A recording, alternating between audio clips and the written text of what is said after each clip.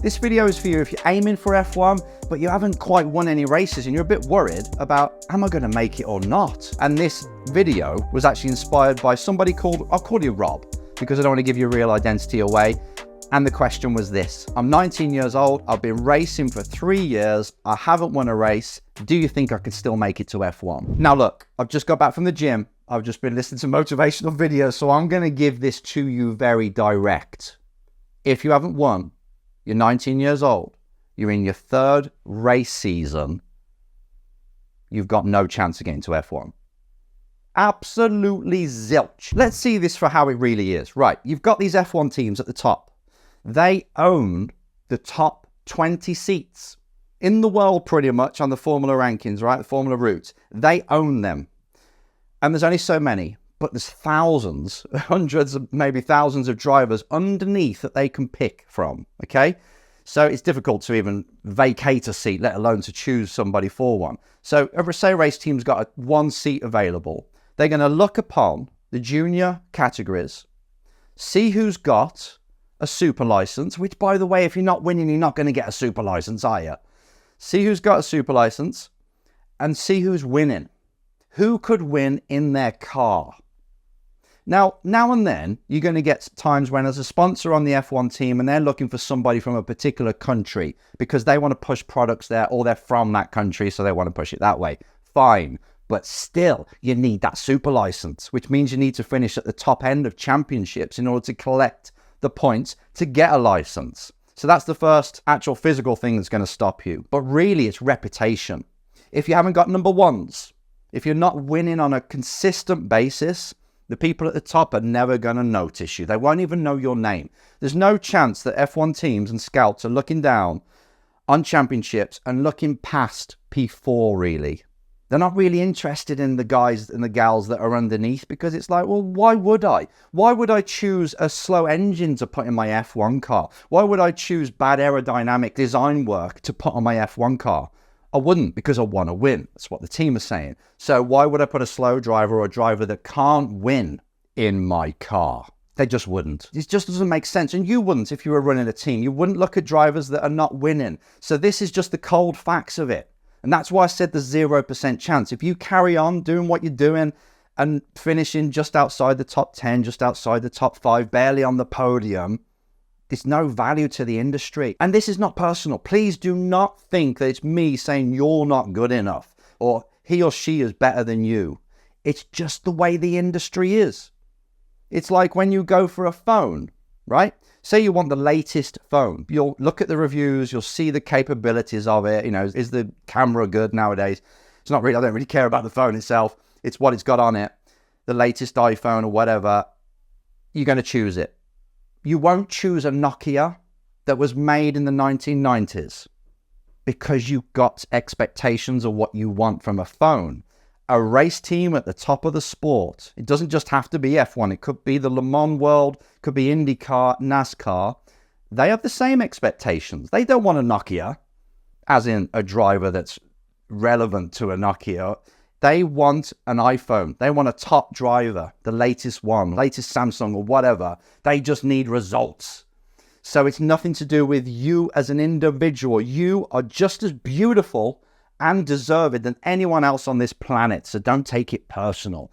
It's just the fact that the results are not there, so they're not going to notice you. So there's a few things here I've just got to get clear on, right? Because I see a lot of drivers and they have these big intentions and big goals, which is great because that's the starting point.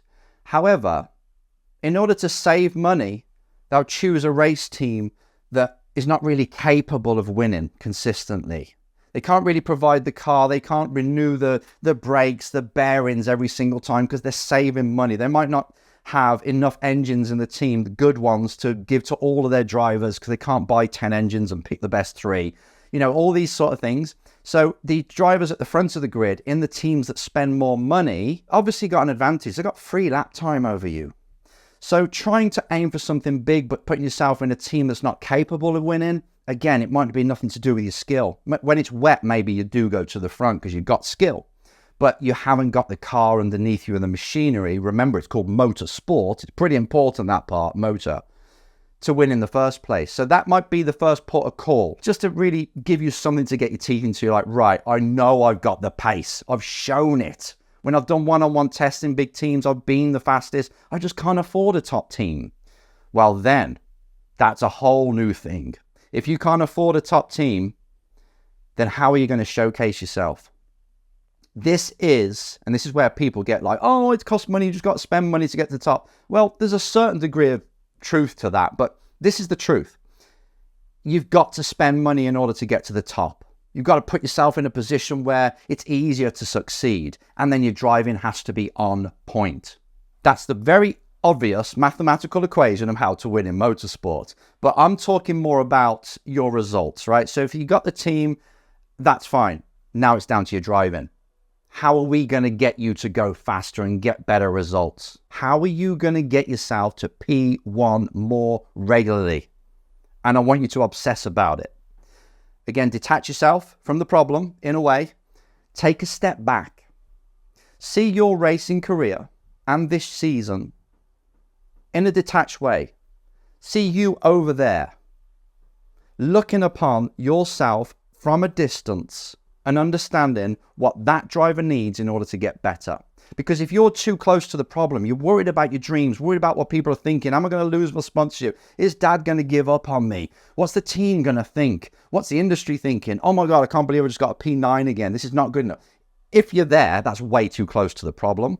We need to take that helicopter view of you and your career and find out the couple of things that need to improve about your driving, about your approach, about your training to improve your skill level. Because I tell you what, you keep getting results that are kind of just barely single figures. Where's that going to end up next year? You're just going to do the same again. And you're going to be 20, 21, still, okay, you got a race win. Not a chance of getting to F1 if you're just starting to win at 21. So this is very cold, straight in your face, honest. But I think there's a lot of drivers that need to hear this. So let's just do a quick recap. Remember how the industry will see drivers. They're looking down the F1, they go inside this big pot of drivers and they pick out the ones that are standing out, the ones that are winning. Okay, first of all, so you need to be winning. Second of all, make sure the team you pick can actually give you a car and a package that can win. Really important. If you haven't got the money, this is where it's tough. This is where just the reality of motorsport. It costs a lot of money. It's one of the most expensive sports on the planet that you've entered. So there's no point bitching about how it's unfair. It was like that before you were even born. It's just the way it's always been. When you're racing vehicles, it's going to cost cash. It was a wealthy person's sport to start with, and it kind of is now, even though there's a lot of working class drivers making it, by the way. They just get sponsorship and picked up early. However, that's a different topic. You get a team that can give you a winning package. If not, if you haven't got the team, or when you can't get the team and your skill level has hit the ceiling, then think about a career change. Think about shifting to GTs, to Porsche racing. I think Porsche is an amazing route, by the way. Much cheaper as well than single-seaters. Anything that you think, my driving style will fit, and I can go there and I can actually win. Because as soon as you start winning, you'll start to get the attention of manufacturers. And that is really the holy grail of F1 or anything, of motorsport, of making it. You need a manufacturer to see you and pay for you. Then they can put you anywhere. I'm seeing drivers do it all the time. You'll have a GT driver and they'll just be thrown into NASCAR just for a race to see what they're like, because the manufacturer is probably like someone like Toyota, and they've got cars in GTs, they've got cars in NASCAR, they've got cars in all these different things, Super Formula, and they take their pro drivers and just put them in different places. And you never know then, because if you're with the manufacturer and say Toyota or someone like that goes to F1 and you're their favorite driver, they could put you in the car. A bit like Alan McNish did with Audi, and he went up to Toyota after that. Unbelievable. He was in his 30s, I think. That could happen again. So it's not too late for you to get to Formula One, but I want you to start to see things for how they really are. And if it's not working out, you can pivot and win elsewhere to build up your profile that way. And then you've got a chance.